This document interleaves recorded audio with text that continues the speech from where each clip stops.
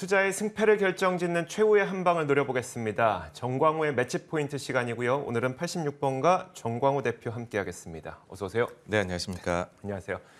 자, 먼저 일단 오늘 밤에 핵심 지표인 소비자 물가 지표가 발표가 되는데 사실 저는 지난 밤 사이에 PPI 지표, 그러니까 생산자 물가 지표 보고 이게 좀 다시 꿈틀꿈틀 거리는 거 보니까 결국 생산자가 비용이 늘어나면 그 비용을 소비자에게 전가하겠구나.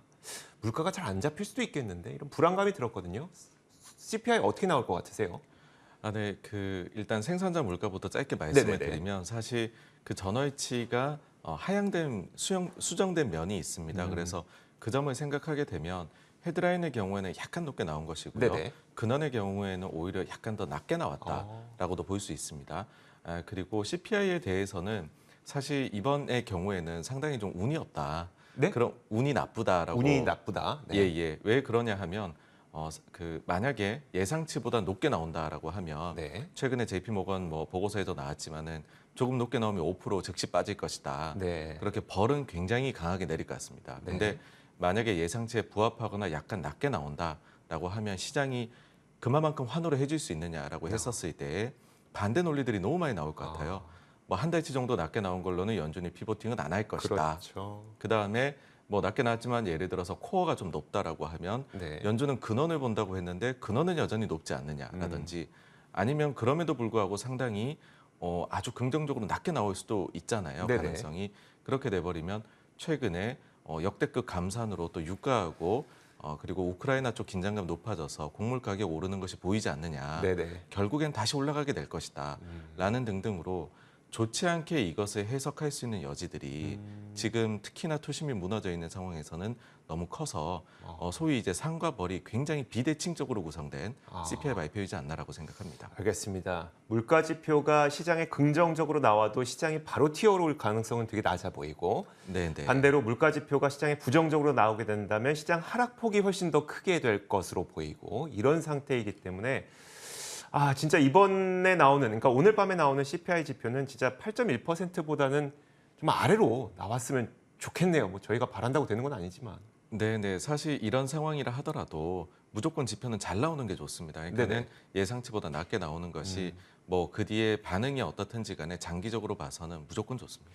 그 지난 시간에 저희한테 말씀해 주셨던 것이, 그러니까 물가 지표의 선행 지표라고 할 것들 몇 가지가 좀 꺾이고 있다고 말씀하셨거든요. 그 중에 대표적이었던 게 메나임 중고차 지수, 그게 좀 하락세를 보이고 있는 상태인 거고.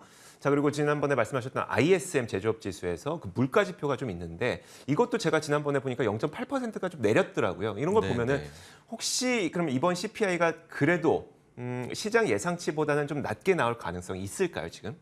네, 사실 저에게 어떤 분이 만약에 물가 어떻게 될 것 같으냐, 네네. 6개월 뒤에 어떻게 될 것 같으냐라고 하면 예상보다 낮게 나올 가능성이 굉장히 높습니다라고 말씀드릴 것 같아요. 네. 그런데 그것이 만약 당장 이번 달부터냐라고 하면 그것은 시차가 어떻게 적용될지 모르기 때문에 그것은 알 수가 없다라고 아마 대답드릴 것 같습니다. 그래서 한 6개월 정도로 놓고 보면은 분명히 그거를 따라가거든요. 심지어는 이제 ISM 제조업 PMI의 프라이스 지표 같은 경우는 1948년부터 나왔어요. 네. 그러면은 물가가 굉장히 높아서 고생했던 70년대도 있다는 거잖아요. 그렇죠. 그때 당시에도 이 정도의 선행성을 가지고 물가를 앞서서 예측을 한 바가 있습니다. 그렇기 때문에 이 관계성은 굉장히 높다고 볼 수 있으나 당장은 이거는 관계가 있냐 없냐는 말씀드리기가 어렵다. 그런 그 정도군요, 지표입니다. 지금. 알겠습니다.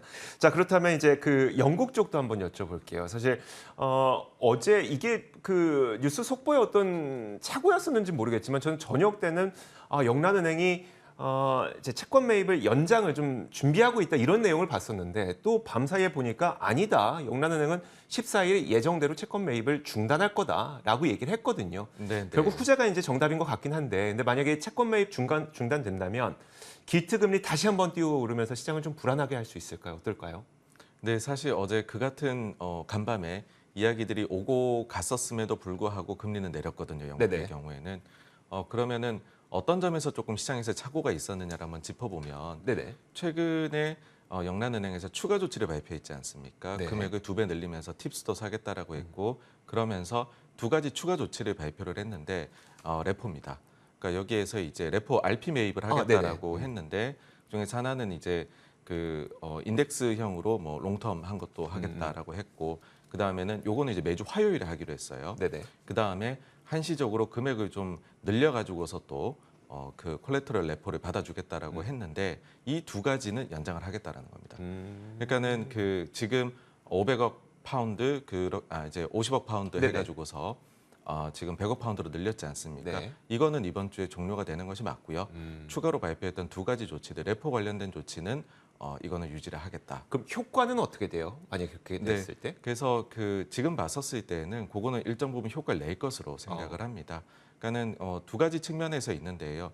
기존의 매입 프로그램을 긴급하게 하겠다라 했을 때 가격이 좀 맞지 않았던 것 같아요. 네네. 그러니까는 연금 같은 데에서는 매도를 하겠다라고 내놨는데 매칭이 안 된 날도 있었습니다. 뭐냐 하면은 영란은행이 뭐 사겠다라고 해놓고서는 아예 매입을 안 한 날들도 며칠이 있었거든요. 네. 아마 가격 차가 크지 않았나 싶고요.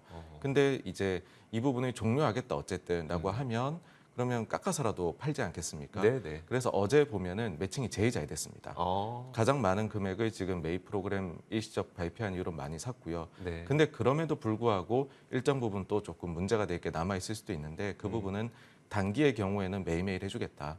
그 다음에 장기물의 경우에는 인덱스형이면은 매주 화요일 해주겠다니까는 점차적으로 이 그 일시적 매입에 이거를 줄여 나가는 것이죠. 예.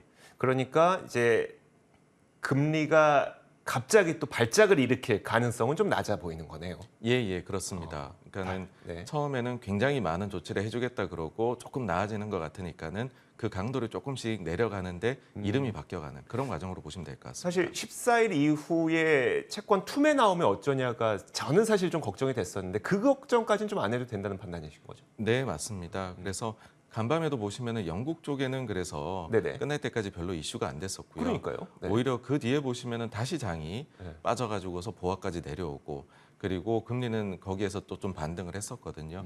거기에 큰 영향을 미친 건 오히려 미국채 이제 옥션이 있었는데 네네. 그게 굉장히 나쁘게 나왔습니다.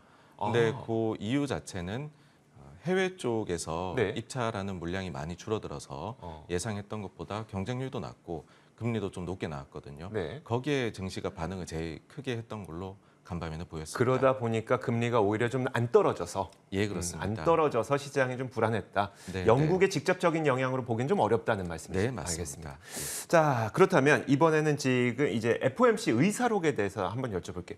뭐 우리가 이미 알고 있었던 내용이긴 한데 여전히 물가 압박 심하고 고용이 타이트하기 때문에 최종 금리를 올려야 된다라는 취지의 내용이 나왔더라고요. 네, 맞습니다. 어떻게 보셨어요?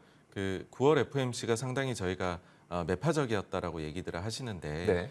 딱 그때 그 매파성을 보여주는 의사록이지 않았나. 그러면서 일부에서는 뭐 이걸 너무 올리게 되었을 때에 발생할 수 있는 위험에 대해서도 일부 위원들이 우려를 표했다. 그러니까 과도한 긴축에 대한 우려죠. 근데 그것 자체도 당일날에 이미 이야기를 했던 바가 있습니다. 그래서 딱 그 수준대로에 나왔기 때문에 별로 이게 변수를 만들어낼 것 같지는 않습니다. 알겠습니다. 자, 마지막으로 실적도 한번 여쭤보도록 하겠습니다. 지금 이제 실적 시즌이 이번 주부터 본격적으로 시작이 되고 있다 보니까 과연 이번 실적 시즌 분위기가 어떻게 될까라는 생각이 드는데 일단 분위기는 좀 어떨 것 같으세요? 분위기는 좀 부정적이지 않나라고 생각을 일단 합니다. 네네. 왜 그러냐 하면은 AMD에서 저희가 느낄 수 있다라고 생각을 하는데 네. 보시면은 실적 발표를 지난번에 했었을 때예요. 그리고 이번에 매출액만 이제 또 이제 그 잠정으로 발표를 했을 때 그 간격이 2개월 차이밖에 나질 않습니다. 네. 근데 그 2개월 사이에 매출이 폭락을 한 것이거든요. 사실 이제 8월 초에 그전 분기 실적을 발표할 때는 7월 7일 보고서 그 컨퍼런스 콜에 들어왔을 거란 말이죠, 경영진이. 네. 근데 이번에 10월 초에 8, 9월 합산해서 얘기한 숫자는 그때보다 엄청 줄었다라는 거는 7월 이후 8, 9월에 굉장히 크게 세상이 변했다라는 걸 그러네요. 의미할 것 같습니다. 그래서 지금 많은 기업들이 최근 올라올수록 급격하게 아마 상황이 나빠지지 않았을까라는 거고요. 그러니까 경기도 나빠졌을 네네. 것이고요. 그런 점들이 실적에서 미리 이거를 뭐 페이퍼나 이런 거 내서 워닝을 주지 못했던 기업들의 경우에는 우리가 생각하는 것보다 조금 나쁜 숫자들을 경험하게 되지 않을까라고 그렇게 생각을 합니다. 알겠습니다. 그러면 이게 사실 한쪽에서는 진짜 이렇게 생각하시는 분 그렇게 많지는 않겠지만 한쪽에서는 이미 눈높이가 너무 낮아져 있으니까 특히 이제 빅테크 같은 경우에는 그 얘기 많이 나오더라고요. 비용 비용 관리를 미리 했기 때문에 좀 오히려 어닝 서프라이즈가 나올 것 같아요. 이런 기대감은 좀 접어두는 게 나을까요?